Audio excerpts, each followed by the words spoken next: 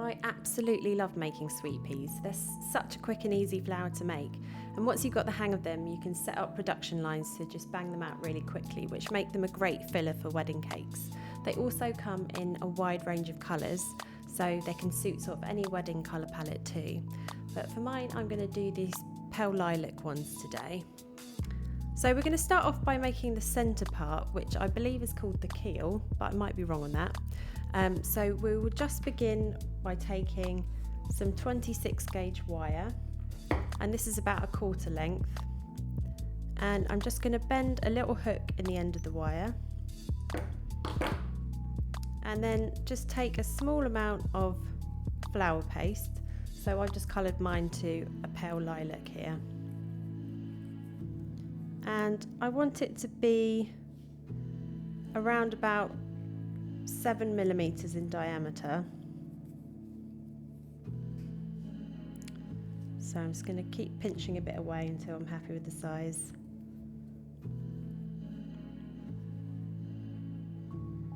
So yeah, around about that, 7 or 8mm. And then I'm just going to sort of form it into a slight teardrop shape between my fingers, like that. Then dip your hooked end of your wire into a little bit of egg white. Wipe off any excess. And then just insert this into the base of the teardrop. Then you just want to sort of pinch and shape it around the wire to secure it. And then sort of feeling where the wire is, the part that's away from the wire, just try and pinch and slightly thin it out with your fingers slightly. So I'm keeping this side a bit thicker, and I'm just thinning the other side with my fingers. And if you can feel the wire in there, you can just sort of slightly rotate and pinch, just to make sure that you're not sort of having the wire poking out ideally. So now just dust with a little bit of corn flour, and I'm just going to take my ball tool and just thin the edges of just this side where I already pinched it thin with my fingers. So I'm just thinning it further with the ball tool and leaving the other side thick. And flip it over to just continue thinning on the other side, still keeping on the same edge. And you want to keep going until it's super thin and has a nice sort of frill to it. Don't worry too much about the shape of this. I always find they come out slightly different, but as long as it's around about that sort of shape, then that's what you're looking for.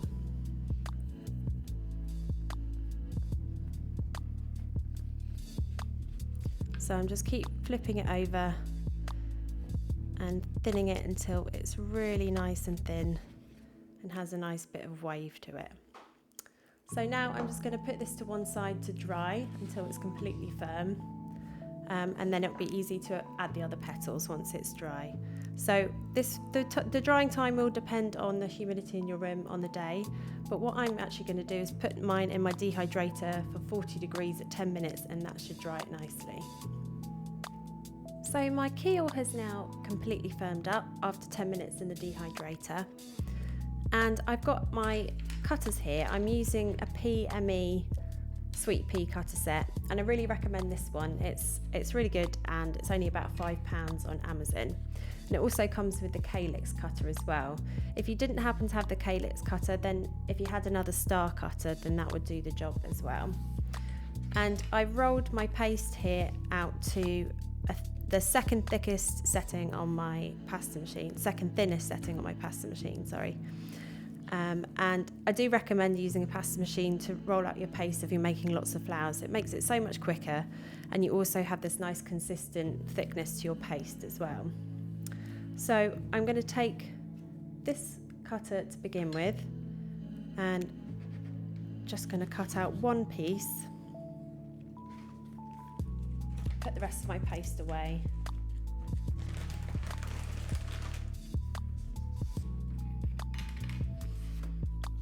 And using your ball tool, you just want to thin and stretch out the edges of these petals. So I'm just stretching and enlarging the whole thing, but concentrating on getting the edges nice and thin as well. Don't worry too much about this little middle bit here. I'm just going to thin it slightly, but we're not getting it super thin, focusing more on the edges.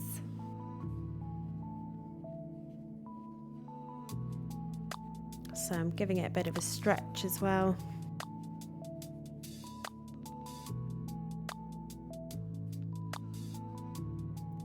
And I think the key to having lifelike sweet peas is making sure that your petals are really, really thin.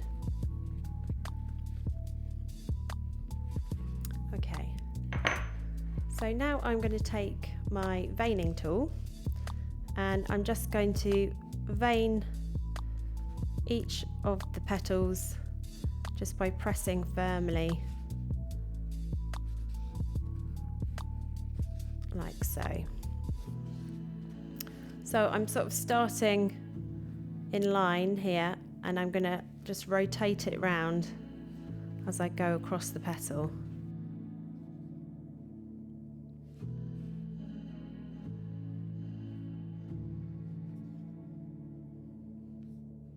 So then we end up it being in line with the edge of the petal that end as well. So once I've done that, I'm now going to take my ball tool again, and I'm just going to really frill the very edges by pressing down quite firmly with about half of the ball, or about a third of this ball tool, because it's quite a large one, onto the petal, and the rest just off the edge, and just want to really frill it.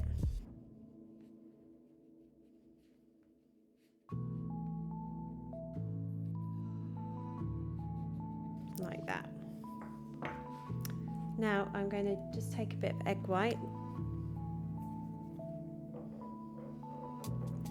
and I'm going to brush it all over the thicker part of my keel here, so all along the sort of spine of it almost.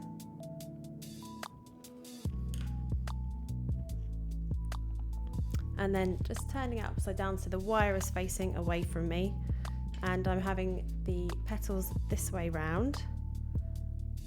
So we're just going to line these two up, and then just pinch to secure. So it should be nicely secured like that. And then you can just have a little play with the petal positioning, have it a little bit more open.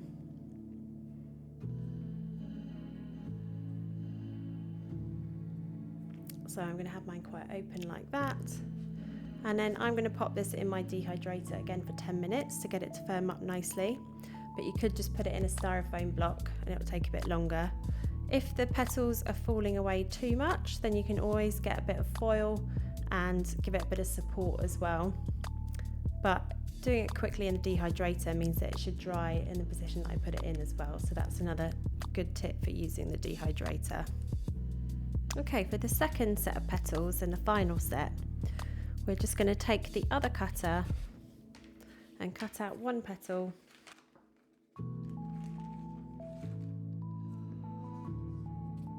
And then in a similar way to what we did before, just going to stretch and thin the petals.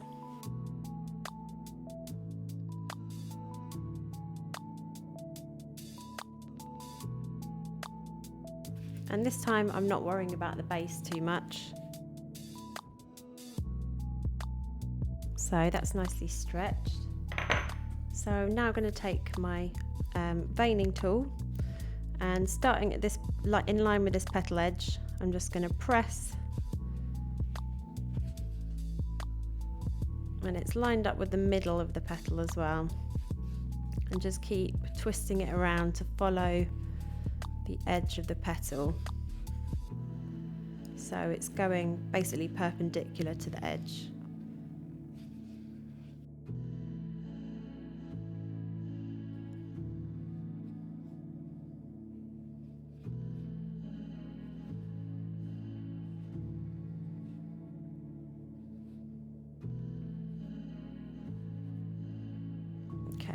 So I've got all the way around.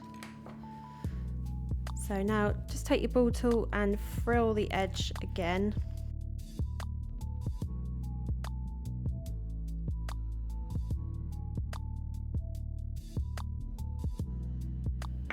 Okay, and then I'm just going to take my Dresden tool and taking the narrow end,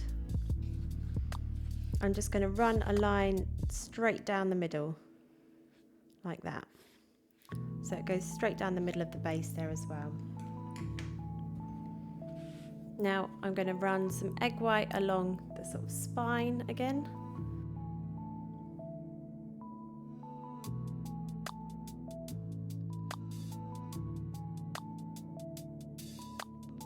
So I've gone a little bit along the edge there as well, just to give it a bit of something to stick to. And then I'm going to line up the base where the wire meets the base of the sweet pea with this little base here. So line that up and then just pinch the petal on to secure.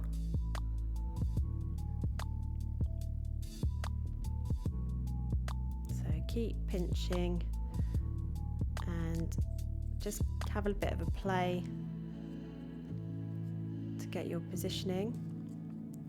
So I mean, it depends on how open your sweet pea as to how you have the petals lying. So you could have them more open like this, or you could have something a bit more closed.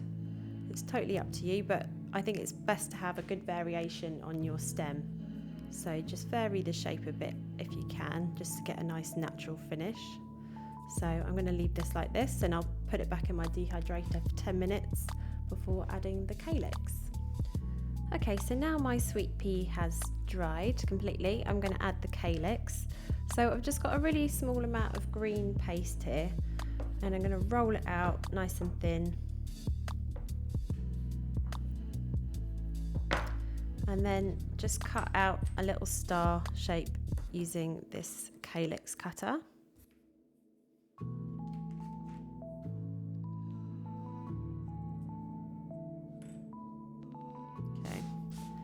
Then I'm just going to take my Dresden tool, and from the point of each star I'm just gently going to pull backwards towards the middle. This just sort of flattens it and then curls it slightly, or sort of thins and curls it slightly. And then I'm just going to take each point of the star and just give it a bit of a pinch in between my finger and thumb, just to kind of narrow it and pinch it together. It's quite fiddly, this bit, especially when you've got big fingers like me. So I've just given them each a little pinch, so it should all just be curling up there. Let me just show you a bit closer. So it should look something like that. And now I am just going to turn it upside down. Take some egg white and just give a little dab in the middle of the star, and then just thread the wire straight through the middle of the star and feed it up to the bottom of the sweet pea. So now we're just going to gently press the bit that we put egg white on, so just the center around the base of the sweet pea, and then just let the little tiny star points, which are the sepals, just slightly fall away. So literally just like that, just pinched on. And we'll let this dry up completely before we dust it.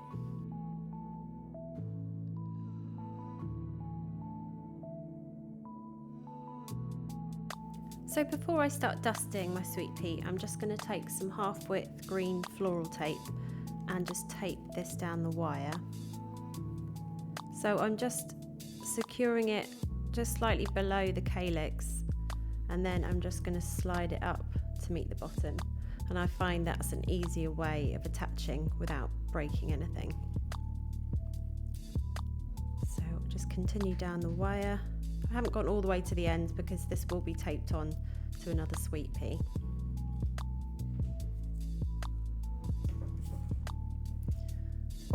And then I've got some sort of purpley colour here called iris, a pale lilac and some cornflower, and then a little touch of green and yellow for the calyx.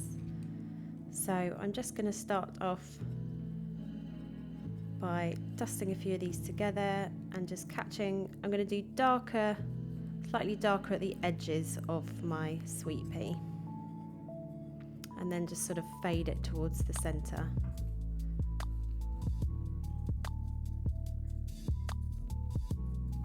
So I've just got a kind of medium purpley lilac colour here.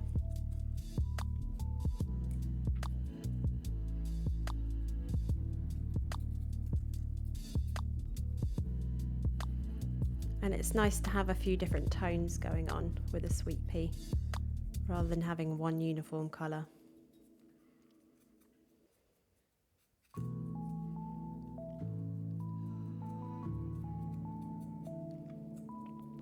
If you add the sort of darker bits on the edge, it just helps the sort of frills stand out as well, which is a nice detail.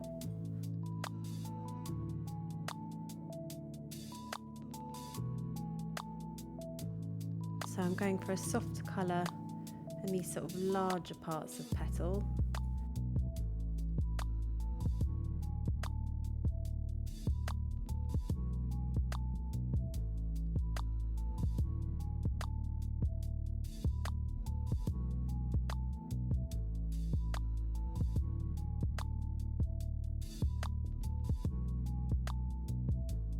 Okay, once you're happy with the colour, then just want to take a touch of this green and a bit of yellow to create quite a vibrant green, sort of to match almost the floral tape here, and just dust that all over the calyx.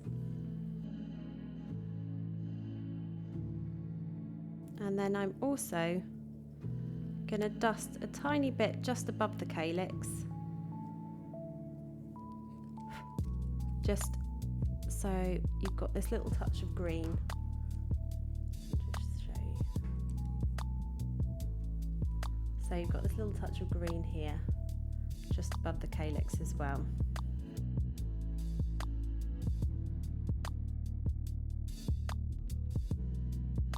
Okay, then I'm going to dust all of my other sweet peas for the arrangement in exactly the same way, and then we'll wire them all together.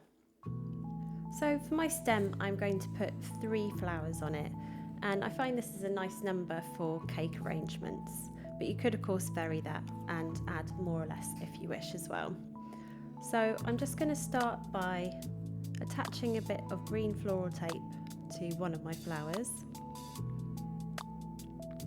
and then I'm just going to add in a second slightly further down, and with just a sort of shortish stem on it.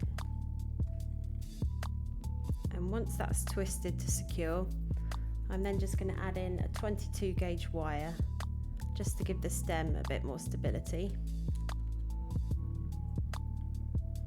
And if you wanted to have more of a sturdy movement to your sweet pea flowers themselves, you could strengthen this wire as well before adding them into the stem. And then my third one, I'm just going to put a little bit further down and coming out the side like that. Then I'll just finish it by simply taping all the way down the stem.